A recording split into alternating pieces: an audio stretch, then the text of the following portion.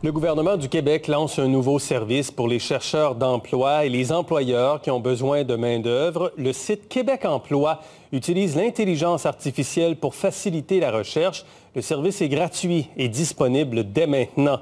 Avec nous pour en parler, Jean Boulet, le ministre du Travail, de l'Emploi et de la Solidarité sociale. Bonsoir, M. Boulet. Bonsoir, M. Filion. En quoi c'est différent, ce nouveau site, de celui qui existe déjà? Bien, écoutez, c'est un site qui s'appuie totalement, vous le mentionnez, sur l'intelligence artificielle et il y a des fonctions de géolocalisation qui permettent un arrimage tout à fait compatible avec ce que recherche le chercheur d'emploi et ce qu'a besoin l'entreprise qui a des besoins de main-d'œuvre. Donc, par secteur d'activité, par région, la personne qui cherche un emploi va décrire son profil. L'employeur qui a besoin de main-d'œuvre nous dit, par exemple, j'ai besoin d'un mécanicien qui est capable d'entretenir des véhicules électriques, il va le mentionner et les personnes qui ont ce profil-là vont être déjà mis en contact. Fait que c'est un arrimage qui est vraiment efficace, qui s'appuie encore une fois sur les nouvelles technologies. Qui n'existe pas déjà, dans le fond, M. Boulet. Est-ce qu'on n'a pas déjà toutes sortes de structures pour permettre aux gens de se trouver un emploi et permettre aux employeurs de trouver des employés? C'est le site le plus moderne qui répond, comme je vous mentionne, aux nouvelles technologies, qui est parfaitement efficace. La géolocalisation, c'est vraiment spécifique et c'est un site qui est spécialisé pour répondre à nos besoins de main-d'œuvre en cette période de rareté qui est particulièrement importante dans des secteurs d'activité économique où il y a un besoin assez effarant de main-d'œuvre. Est-ce que ça va régler le problème de la pénurie de main-d'œuvre? Bien, moi, M. Filion, ce qui me préoccupe, c'est qu'il y a des chômeurs pandémiques, il y a des personnes donc qui reçoivent des prestations d'assurance-emploi, il y a des personnes qui reçoivent la PCRE, qui a succédé à la PCU. Je pense qu'en s'inscrivant sur un site comme ça, qui va permettre un arrimage rapide et complet dans ta région, selon tes intentions, tes ambitions, il n'y a plus de raison, parce que quand on reçoit des prestations, évidemment, il faut être disponible, il faut répondre à des offres raisonnables d'emploi pour continuer de recevoir les prestations. Donc, ce site-là, il faut qu'il soit efficace, rapide. Et moi, je m'attends à des résultats qui vont être assez intéressants pour répondre à tous les commerces et toutes les entreprises qui ont des besoins. Est-ce qu'on a vraiment besoin de ça présentement quand 94 % des entreprises font face à un enjeu de main-d'œuvre et 43 % des entrepreneurs estiment que le Québec doit accueillir davantage d'immigrants? Est-ce que les efforts ne devraient pas être mis sur des solutions comme ça, c'est-à-dire d'accueillir davantage d'immigrants pour répondre aux besoins de main-d'œuvre? Bien, c'est une des options, mais en même temps, il y a un bassin de travailleurs québécois disponibles qui est assez impressionnant. Les jeunes, vous le savez, ni en emploi, ni aux études, ni en formation.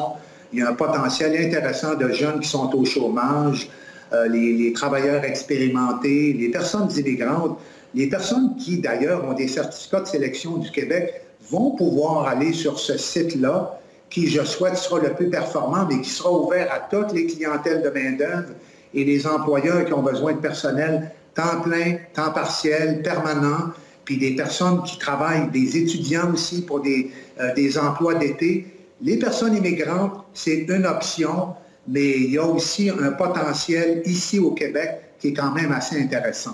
Mais M. Legault dit que d'accueillir des immigrants sur des postes à moins de 56 000 par année, ça aggrave le problème de richesse du Québec. Vous êtes d'accord avec ça, M. Boulet? Bien, ce qui est important, c'est qu'il faut contribuer à l'amélioration du salaire moyen au Québec, réduire l'écart entre le Québec et l'Ontario, qui nous sépare aussi d'autres pays membres de l'OCDE.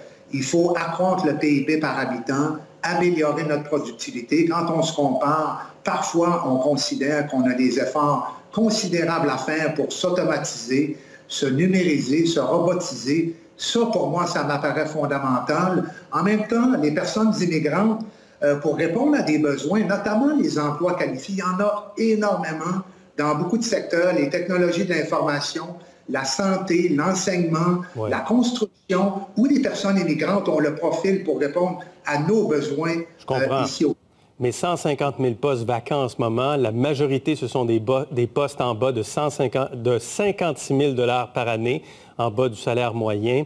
Les employeurs, le Conseil du patronat, les milieux d'affaires, les entreprises, vous dites, on ne peut pas enlever du coffre à outils les immigrants parce qu'ils ne gagnent pas 56 000 ou parce que les postes sont en bas de 56 000.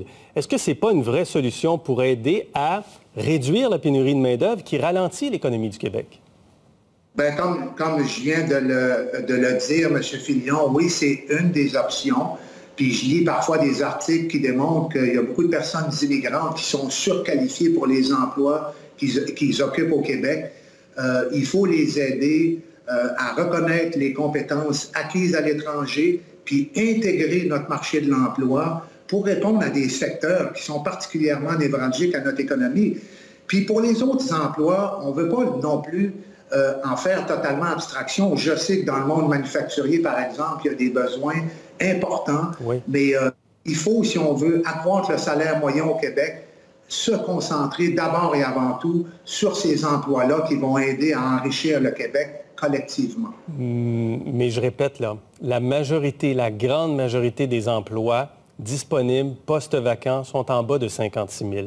Ça ne va pas améliorer le salaire moyen du Québec, mais il faut trouver des solutions pour ces postes-là.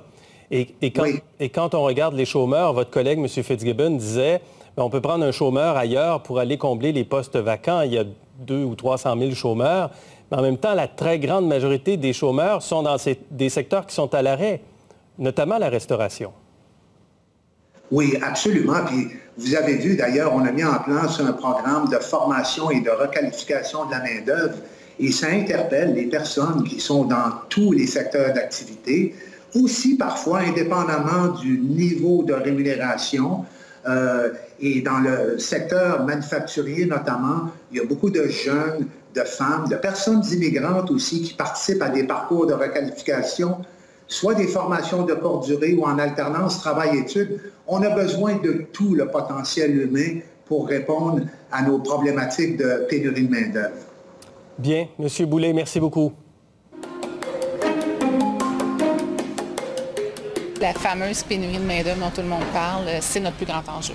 Je dirais qu'à travers nos centres succursales, il nous manque environ une cinquantaine d'employés. On manque de chauffeurs, notamment.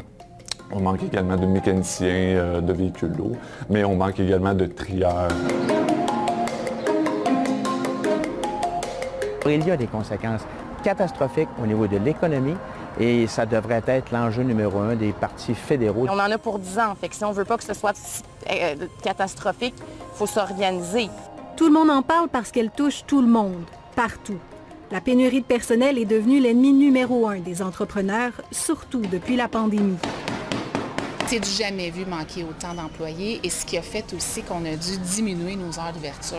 On est presque plus ouvert les soirs. Et on s'est positionné comme étant un commerce fermé les dimanches. Geneviève Gagnon possède 5 quincailleries dans différentes régions du Québec, en plus d'une entreprise de fabrication de matériaux de construction. Comme beaucoup d'employeurs, elle juge que la PCU, devenue PCRE, est un frein à l'emploi. Nous, ça a un impact direct. Ils envoient leur CV parce qu'ils doivent envoyer leur CV. On n'a pas de retour d'appel, on a des retours d'appel, on embauche, ils ne se présentent pas la première journée de travail. C'est très, très, très difficile. C'est un problème. Un avis partagé par le Conseil du patronat.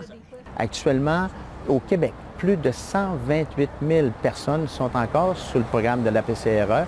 Au Canada, c'est plus de 845 000 personnes qui sont encore sous le programme de la PCRE. C'est inconcevable dans un contexte de relance économique. C'est vrai surtout pour les emplois moins bien rémunérés, mais c'est loin d'être la seule explication à la pénurie de personnel. Les entreprises qui pensent que ça va finir quand on va couper la PCU se trompent parce qu'il y a plus de personnes dans plusieurs régions qui prennent leur retraite que de jeunes qui rentrent sur le marché du travail.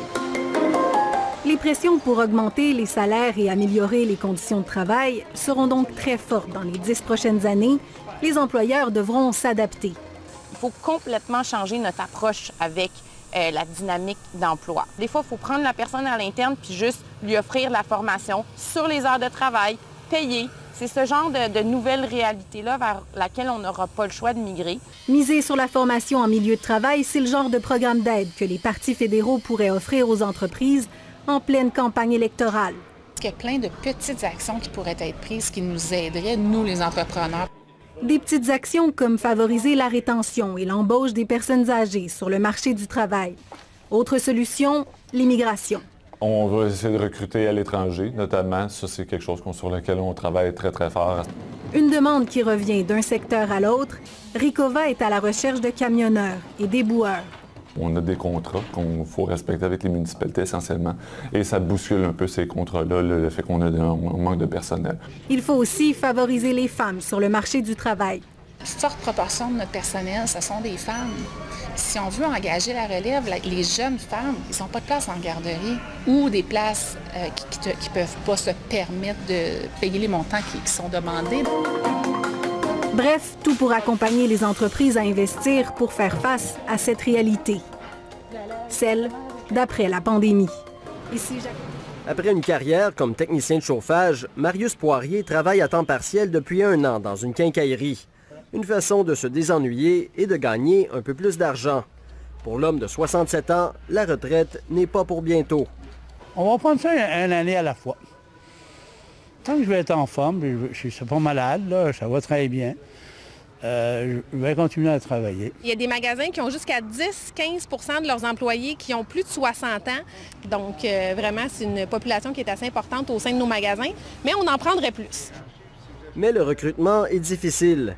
Les aînés du Québec sont moins nombreux sur le marché du travail qu'ailleurs au Canada.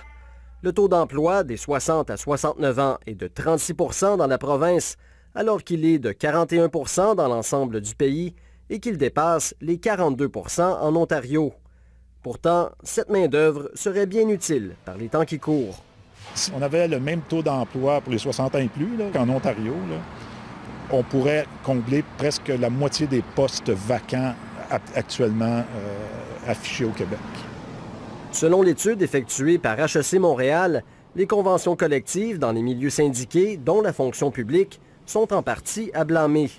Elles contiennent rarement des incitatifs pour retenir les travailleurs âgés, comme la modulation des horaires, l'allègement des tâches ou encore une semaine de vacances supplémentaires pour chaque année travaillée après un certain âge, une pratique au sein de plusieurs entreprises.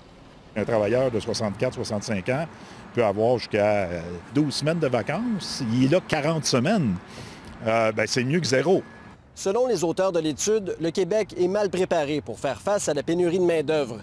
Ils estiment que les incitatifs fiscaux sont insuffisants pour convaincre les personnes âgées de rester sur le marché du travail et croient que les seuils d'immigration auraient dû être haussés davantage depuis les années 2000.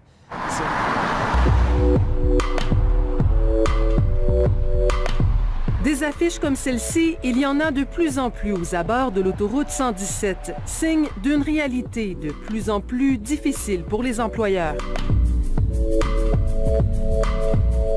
Au centre de villégiature de Mont-Tremblant, le manque de personnel est flagrant. Seulement en juillet, on estimait qu'environ 400 postes étaient toujours disponibles, qu'on n'a pas réussi à combler. Ça représente tout près de 140 000 heures de travail qui n'ont pas été comblées. Ça, c'est du jamais vu? C'est du jamais vu. La pénurie de main-d'œuvre c'est pas déclaré pendant la pandémie. Elle s'est accentuée. Pas plus tard ce matin, je parlais encore avec des gens d'un commerce. Je suis allée me chercher mon petit café. Puis je dis comment ça va? Puis on me rapportait encore, on est sur les genoux. Nous avons eu quand même des données records cet été au niveau de nos commerçants, au niveau de nos hôteliers. Mais il en demeure pas moins qu'on n'a pas assez de personnel pour faire le travail. Résultat, la majorité des commerces doivent fermer 1, 2, parfois 3 journées par semaine. Là, on a perdu des centaines et des centaines de milliers de dollars. Donc 2 personnes? Ça fait 25 ans que Pascale Nantais travaille en restauration. Pour la première fois, elle doit assumer différents rôles sur le plancher. On est loin de l'époque où justement on avait des piles de CV, qu'on avait l'embarras de choix. On en engage un, puis tu sais pas s'il va rentrer le lendemain. Maintenant, c'est quasiment malsain, le climat. Tu as tout le temps peur de te faire voler tes cuisiniers. Salaire augmenté, assurance bonifiée, mais cela ne suffit pas. Autre défi, l'hébergement. Le marché immobilier de Mont-Tremblant est majoritairement locatif et réservé aux touristes. Il existe peu de logements de disponibles et surtout abordables. On aurait pu trouver des employés qui étaient intéressés à venir travailler chez nous. Ces gens-là ont cherché de l'hébergement à proximité et ça n'a pas été possible.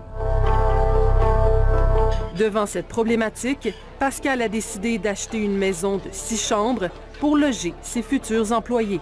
On espère que ce soit un plus à trouver du personnel qui provient de l'extérieur. On va conserver ces arbres ici qui vont faire partie du campus. Autre solution, construire des logements abordables. On est juste à peine 8-9 minutes de la station. Ce promoteur immobilier construira 120 unités. La première phase du campus Ryan, un projet de 40 millions de dollars, sera complété en décembre 2022. L'objectif est d'offrir des appartements à des prix raisonnables. J'ai jamais vu un projet avancer si rapidement que celui-ci. Les travaux ne sont même pas encore commencés que l'engouement se fait sentir. Ça fait juste 2 semaines qu'on a commencé la liste d'attente. On a au-dessus de 100 personnes qui se sont inscrites. La plupart des gens qui ont réservé à date sont des employeurs de la région. Là, ce qui est un modèle, c'est qu'il y a des projets privés qui se décident. Il y a ce qu'on travaille avec les villes, c'est un partenariat avec les entreprises aussi. Parce que les entreprises ont une responsabilité importante aussi là-dedans. C'est bien beau d'investir dans le recrutement, l'attraction de la main-d'œuvre, mais si tu n'es pas capable de les loger aujourd'hui, tes efforts, ça ne donnera rien.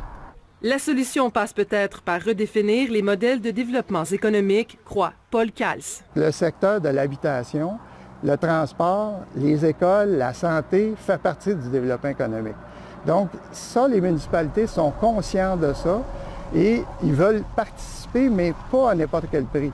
Parce qu'il y a le citoyen qui paye en arrière. Fait que le citoyen dit, moi, là, je paye des taxes assez importantes, mais l'employeur, lui, fait quoi? Donc, c'est ça le modèle qu'on est en train de travailler actuellement. Ce qu'on a peur ici présentement, c'est l'étalement urbain. Étant donné qu'il n'y a pas d'hébergement abordable, on incite les gens à aller s'installer justement encore plus en périphérie. Donc, on veut éviter ça à tout prix. Pénurie de la main-d'œuvre, pénurie de logements abordables et relance économique. Les défis seront nombreux pour les prochains élus municipaux. Ici Marie-Michel Lauzon, Radio-Canada, Mont-Tremblant.